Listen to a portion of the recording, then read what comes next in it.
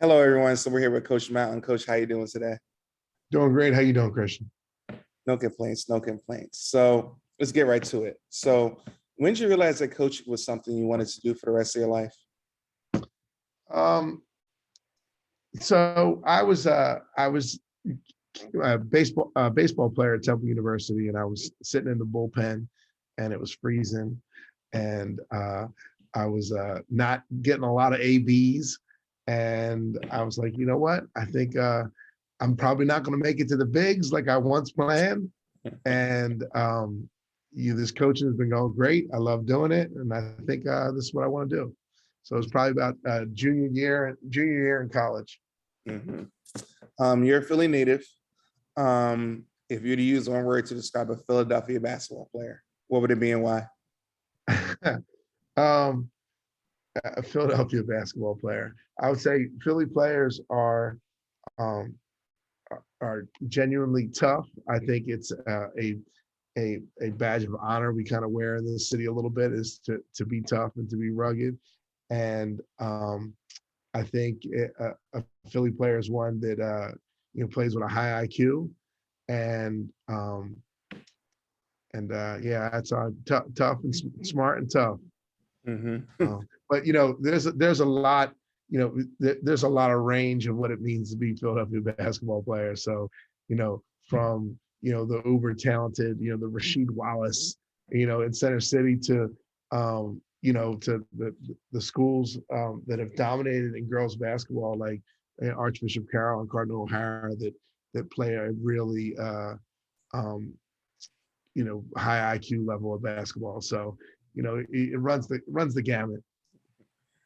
All right. So quick question. You're a Temple guy, right? Yes. Choose one. Eddie Jones, Aaron McKee, or Pepe Sanchez. Who we going Oh with? man. Because people don't know Well, about Pepe. Pepe was I'm gonna go Aaron McKee. So that's right. Those guys are my year. Like they were in school with me. mhm. And Eddie, I love Pepe Sanchez, but they are not Eddie. He is not Eddie or Aaron. So, but Aaron had the advantage of then coming to Philly and playing for my Sixers. So, I'll stick with Aaron McKee. But let me tell you, Eddie Jones, probably when they were playing, he was my favorite. I'll Yeah. tell you a quick little story. So I used to get up in the morning, ride my bike through North Philly to go watch John Chaney's practices. And Dean Demopoulos, who was his assistant coach, was really good, used to, let me pick his brain a little bit. And so Chaney, he would teach his guys when they would go baseline, he wouldn't let them go right left. He would never let them run. They had to slide to the basket. So they had to right, and slide to the basket and go up on two, shot fake and score. And they drilled it over and over again. Anytime somebody, went 1-2, he would blow the whistle, stop, talk for an hour. But I'd watch them in the games, and all of a sudden, Eddie Jones, he'd cross over, go to the basket, 1-2, boom, slam it down.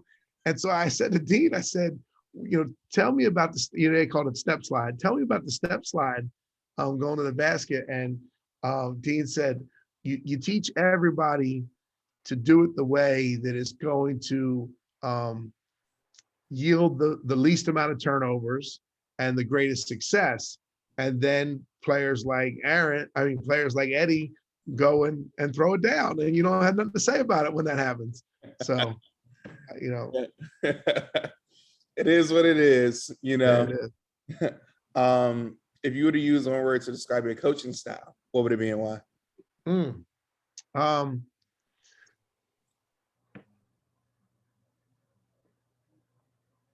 you limited me to one word, so Only one, Coach. I'm gonna go passionate. Passionate. Okay. Yeah. So I think I put a lot of energy into what I'm doing. I'm excited to do it. Um, and so I think that kind of comes through. Yeah. Mhm. I'm somewhat similar to you. I'm in a sense of like, you cut your teeth early on an AAU level, high school level. Um, Archbishop Carroll, Lady Rebels comments, I coach with the Exodus program. AAU was more intense than what people think. I think it was a, for lack of better terms, an unconventional route. You know, that a lot of coaches are kind of like former players, jumping on to be GAs, things like that. So, but with that being said, do you think that the road, I guess, quote unquote, less traveled, has prepared you best in your coaching journey to this point?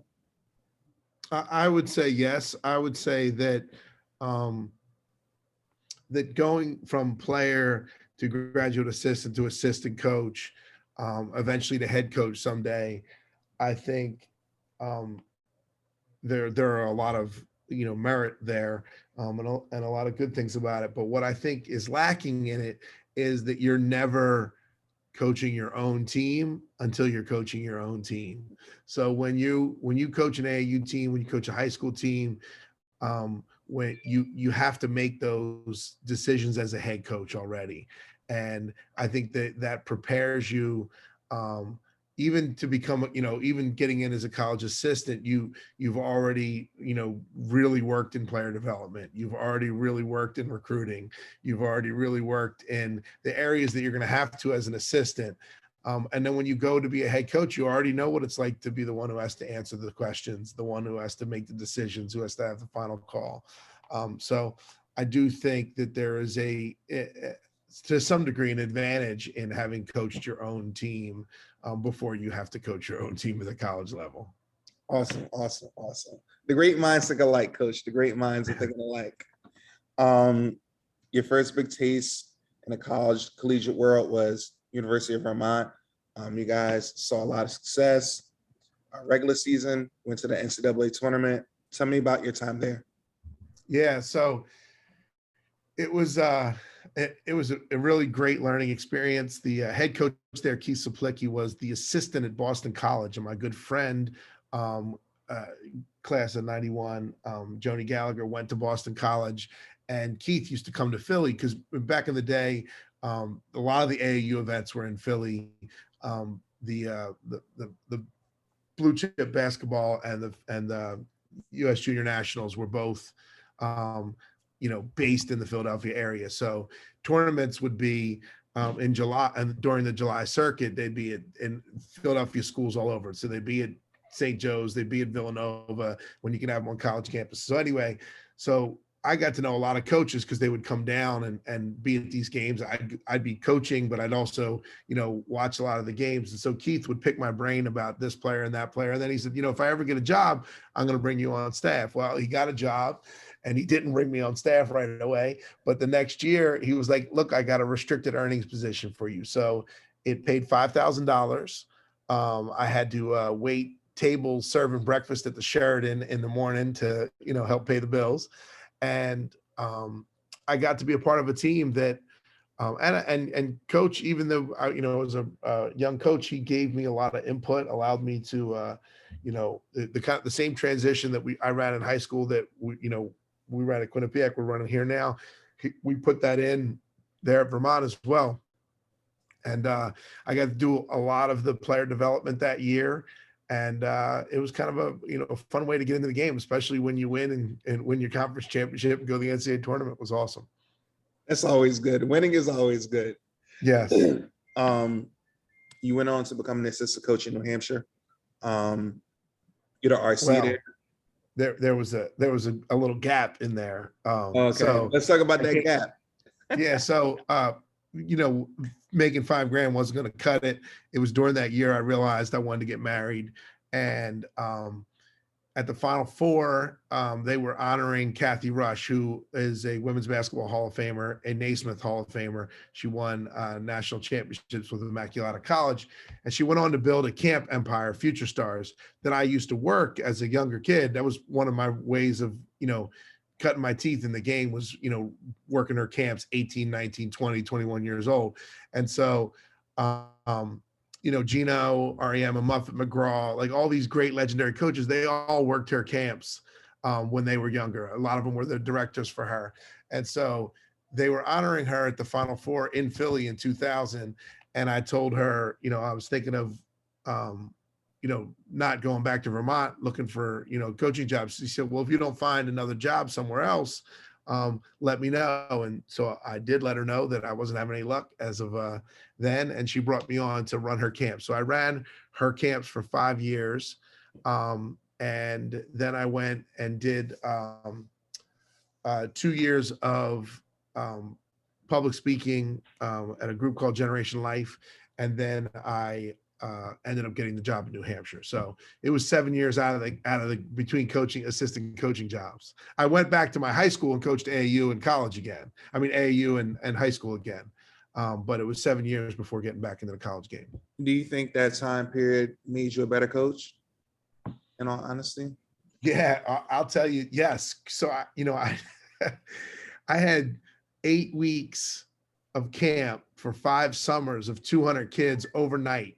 So I basically coached 24 hours a day, all summer long, and still had to find time to cut out and coach the AAU team and coach on weekends and whatnot. So yes, I think putting together drills, putting together game plans for the camps was a big part, and then just picking Kathy's brain on a regular basis was amazing. So certainly, and then I had some of my best and most fun times with the high school during that period. Is when at Carroll we won quite a few Catholic League championships during the 2000s. So it was a good time, and yeah, I would say I definitely got better then.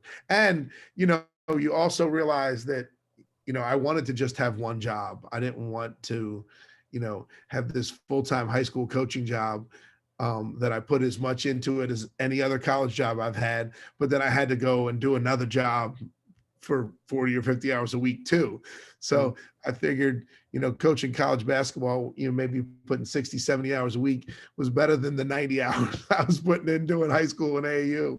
So, because I had to have another job on top of the job that I was working. So. Yeah. So you went on New Hampshire. I see you there. A different role, an important role. You learn by doing. Yes. Obviously you recruited players for AAU. You're competing against a lot of different programs.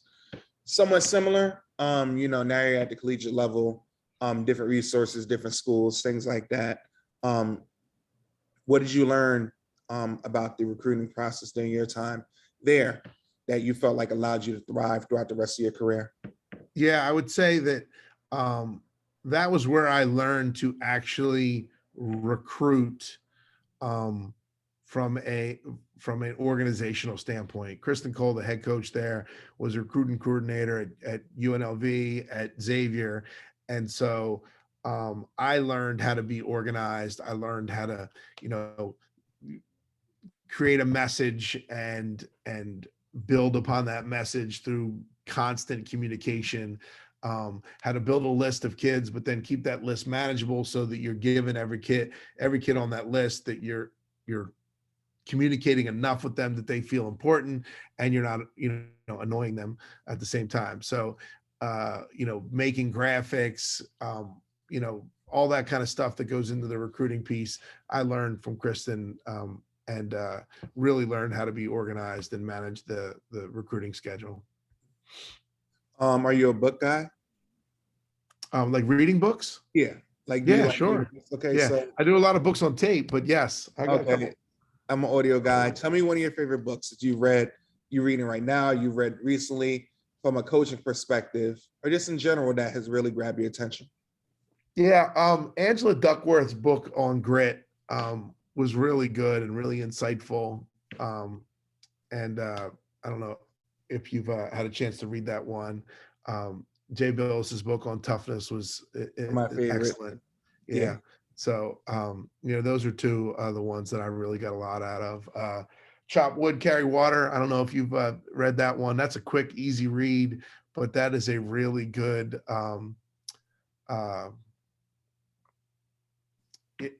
basically it's a fake story to teach the lessons of what it takes to become great.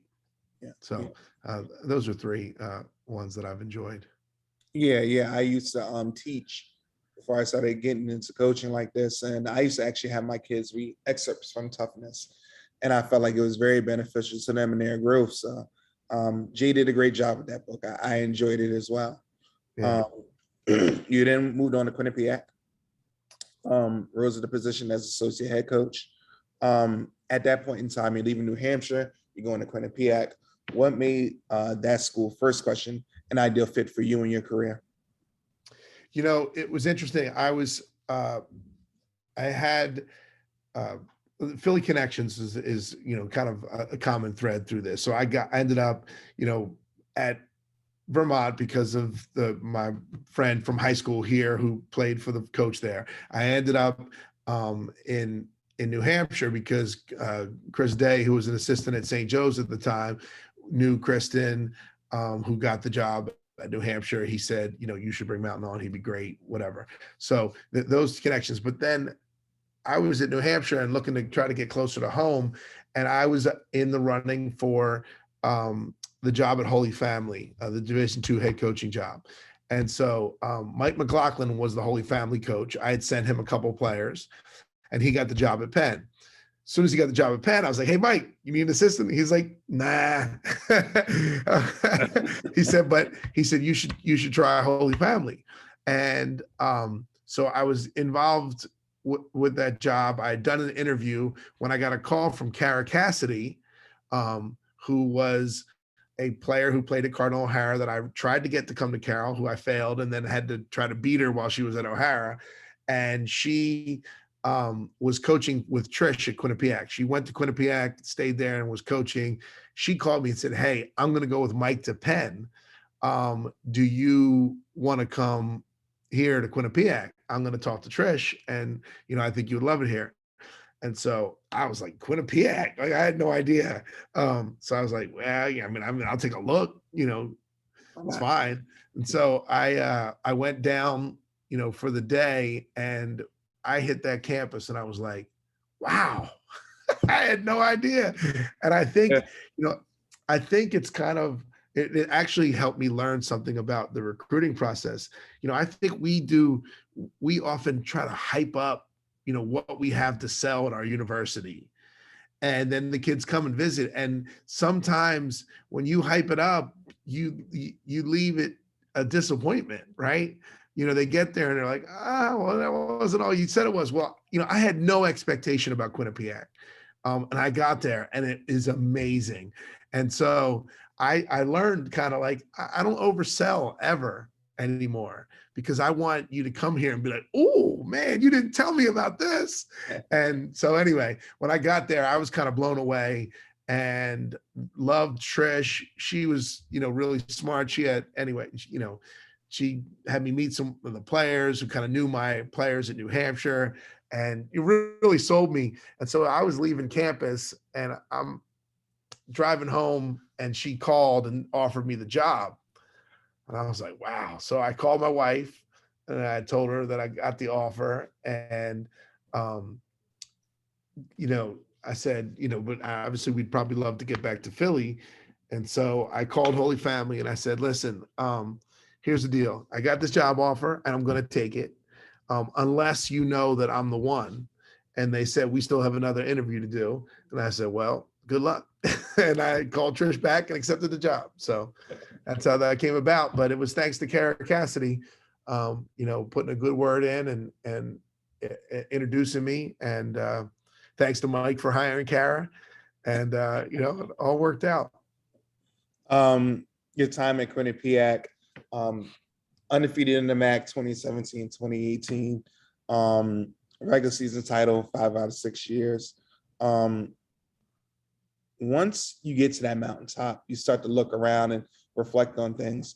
What was harder for you, the journey getting there or sustaining that level of success throughout the years? Because, you know, physically and mentally, all players are different. So, but that's the thing about college. It's not like the NBA where you sign contracts in there for 10 years. It's a constant revolving door of players. And you have to adjust to those players too. So with that being said, what was harder? Well, I would say that, you know, Trish had been there, I don't know, 15, 16, 17 years or something by the time I got there. She did the hard work of building it. So they had averaged 20 wins a season for 4 years before I arrived. And my first 2 years, they had just graduated 3,000 point scorers. So we had 2 down years my first 2 years. And then a freshman class of Boo Abshire, Jasmine Martin, Sam Guastella uh, really helped to change what we were doing. They came in really ready as freshmen. Boo started every game for 4 years. Jasmine was the leading scorer, right away. Sam ended up becoming the all-time leading shot blocker and three-point shooter.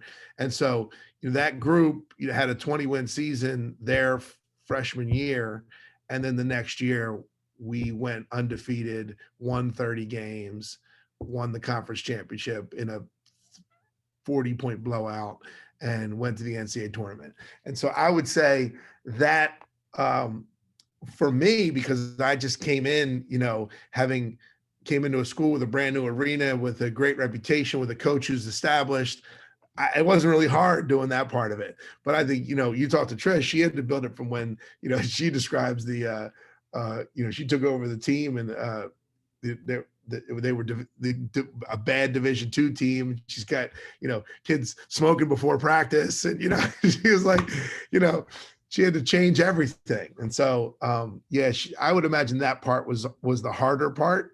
But once you have sustained success, winning a championship is inevitable. And once you win championships, if you follow the formula and continue to treat kids well, you're going to win more. And that's what happened. And that's what will continue to happen there. She's got a great thing going. Yeah. You then become the head coach at LaSalle. What made this school the right fit for this point in your career? I mean, let's be honest. It's a head coaching job. There's only 53 of them, and it's in Philly. So this was a no-brainer for me. I grew up watching LaSalle women's basketball games. There were 3 players from Cardinal O'Hara, our rival, that I coached against, who all came here together, Annie, Christian Mordi. And so, I went to probably 20 of their games while they were here, went to their summer league games. And so, John Miller, who was the coach at the time, was always, willing to, share his knowledge and talk to me at, on courtside and whatever. So having an opportunity to come here and coach here at a place that I grew up, learning about the game and being a fan of the game, is a dream come true. Mm-hmm. Bobby Morgan once said to you about goals, are these your goals, or are these the players' team goals? How important is it to you that they are a part of the goal curation process?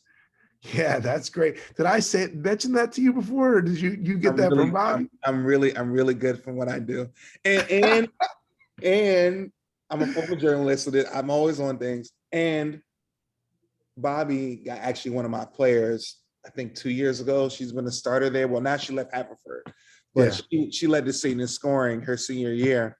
And she had some really nice D1 looks, but, was really impressed with Bobby. And I just was like, go for what you feel. She seemed like a high character lady. And, the kid, I think she's awesome. She's awesome. She might be the best coach I know. I mean, that's how good she is. She is an unbelievable coach. But yes, that is accurate. She did challenge me on that. And it is important. It really is important to make sure that I'm not pushing an agenda, but helping to, present a vision, right? And getting their input to see if that's what they want. And because if they're not bought in, then it ain't going to work. Like, they have to be all in to do it. And it has to be what they want. And and I'll give you another nugget that came from her. I remember that my team had beaten this other team, routinely, but we were playing for the second time in a season, which we normally didn't do. And we lost the game, and I was just distraught. Like, it was such a bad loss. It was on the road. It was late in the season. I'm so disappointed we lost. And she just said, listen, she said, you're going to coach in this game for a long time. the sooner you realize that you want it more than your players do, the happier you're going to be. and and it's the truth. The best teams I've been a part of is when it's come close, when the players have almost wanted it as much as I did.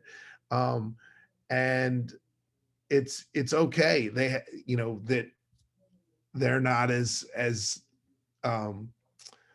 consumed by the success and failure, because they're in college and it's part of their life where they're, have a lot going on. And it's it's okay that they don't always want it as much as the head coach does. But it's our job to try to get them as close to matching that as possible. And the best teams that I've had, they wanted it as much as the head coach did. Awesome, awesome. A lot of people don't know how rigorous the interview process is, just to be an assistant or a head coach. I know that certain coaches, when they come into it, they have a portfolio, a mission statement, the vision, the 5-year plan, the 90-day plan, things like that. Quick question. What were 2 of the hardest questions that you had to answer? And just some things that how did you go about your interview process? Was there something you presented or things like that? Just because, we're all looking to learn. I mean, if you're willing to share the information. No, yeah. So no, again, I've been fortunate. So back to the Gallagher family, which obviously had the strong connection here. So the one sister got me connected at the University of Vermont. The other sister was played here, and they helped, put in a good word here at LaSalle. But the brother, John, he had gone for a lot of assistant jobs. And he had coached here at LaSalle briefly. He was at Catholic. He was most recently the head coach at Hartford for a long time. And so anyway, he and Chris Day, my associate head coach, who had taken a couple different jobs, they both really helped me understand how to be prepared for the job interview. So, for LaSalle, I put this little book together with my philosophy and what I'll be doing during the first year, my approach to developing the student athlete, everything I could think of went into this book that I gave to everybody. So the preparation, the preparation for getting, being ready for the interview really was all put into this book. So things that you don't think about because it's who you are and it's what you do. I then had to formulate and put into words so I could accurately express who I am and what's important to me and what I value. And so that's where that preparation was really done. When I didn't have quite as much when I was, interviewing for the job in New Hampshire. And then when I was interviewing for the job at Quinnipiac, New Hampshire had prepared for me this really good portfolio of recruiting that I had done. So I was able to show all the mail outs I put together, the feedback from some of the players. Like, you get every now and then you get some really good notes like, Coach, I really wanted to come. You did an amazing job. Everything was, really good, but I had to go here because of A, B, or C, whatever. So I had some of those little things in there and testimonies from the kids who did say yes and came to us. And then from Quinnipiac, obviously we had a lot of success and I had some input in the things we were doing. So it added more to the book. So the longer you're in the game, the more you can put down as to who you are as a coach, because there's more that you can identify with. And so that preparation, getting prepared for the interview, went right into you putting that book together. As far as the challenging questions that I had, I don't know if I'm going to be able to think of one, but the one question I do remember that was asked of me was, so what are, they asked me what my non-negotiables were in taking the job here at LaSalle. And I said, I'm not going to lie. I said, you offer me this job, I'm going to take it. And there really aren't any. I said, I would like the freedom to allow my student athletes to study whatever they want to study and make basketball work around, what they want to do academically. Because that's something I just found really important. I know we've gotten a couple of recruits in my years because other schools are telling them, you really can't do nursing and play basketball, or no, really education, the student teacher is not going to work and play basketball. And me, I'm like, no, you come, we'll figure it out. And we'll, you miss a practice here and there, we'll change our practice time. Like, we'll do what we have to do. And I told them when I was taking, I want to know that we're going to be able to do that the professors and the university are going to be able to work around a kid trying to have it all and be a student and an athlete. That was it, though. Good answer, Coach. Good answer. Good question and good answer. What does climb with Emily mean to you? Oh, so I have a 2-year-old who would constantly, from the time before she could walk, would climb on everything. She'd be everywhere. You would rarely come in the kitchen if mom was in the kitchen where she wasn't sitting on the counter. And so she really was a climber, and that was, different than my other kids. My other kids were very risk adverse and they weren't taking a lot of chances. Emily never cared. And this December, she was given a diagnosis of acute lymphomic leukemia. And so we realized that we had a fight that was going to take us over the next 2.5 years. And we opened up our story to anyone who wanted to hear it, and offered them the opportunity to climb with Emily. So it's just our little hashtag that allows people to share in Emily's fight against leukemia, which she's doing great. She left the hospital after 29 days, just after Christmas, with an all clear. So basically, the way childhood leukemia works is that they kill everything they can find, but they can only measure, to the 1,000th, I think.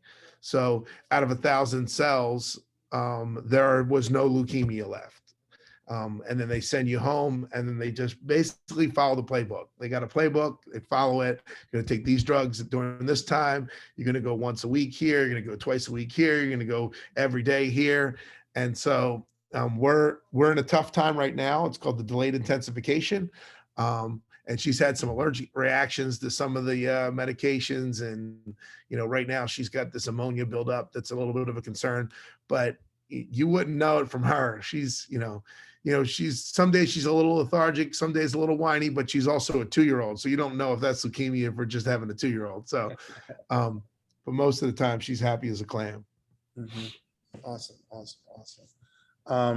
It's easy to talk notice about. I was rocking that shirt today. I don't know if you can see. Nah. The question was ready though, Coach. The question was ready.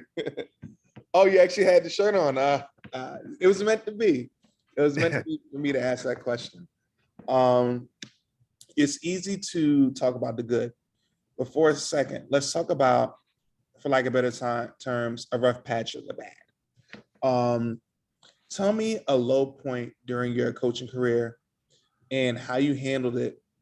And it could be, something with fellow coaches, players, pay, because I think some people, like you mentioned, 5,000 when you start into the game, Yeah. 2 jobs. No, it's funny. A rough patch too. Well, I've been really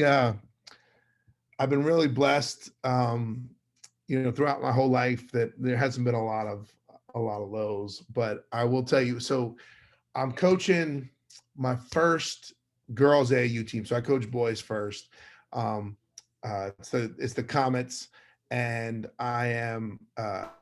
It's a 13-year-old team, and we won the. I'm trying to think if it was first year or second. I think it was the second year. So we win the Mid-Atlantic Championships. We go to AAU Nationals.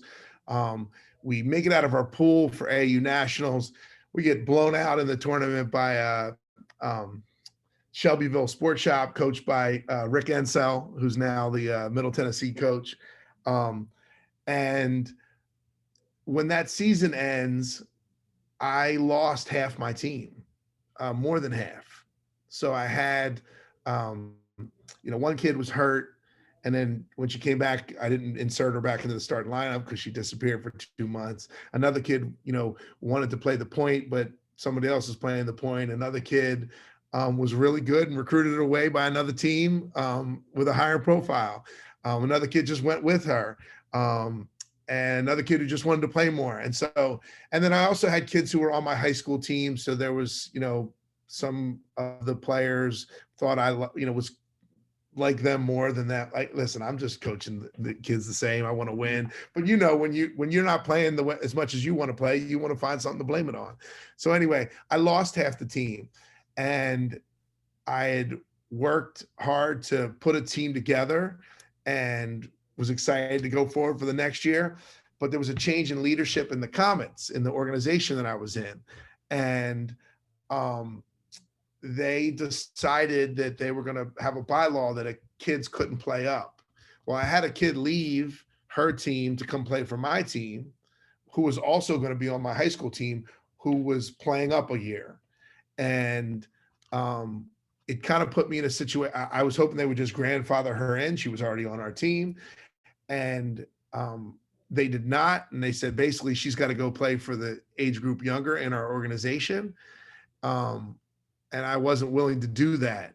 And they weren't going to make an exception. So I had to take my team and we went to and coach for the Rebels. But I'll tell you, that was the hardest moment in coaching for me. One, losing this team, some of the players on the team that I was coaching, but then, not being supported, and had to make a decision that looked like I was the one, taking the team away. And that was rough. But all those people now involved in the decision are all my friends. But during that time, that was a dark moment for a 22-year-old coach who had to make some really hard decisions. But I just felt like this kid left this other team to play for me, not to play for somebody else. I wasn't about to kick her off my team to follow some rules that just got made up. So that was a real challenge. Yeah.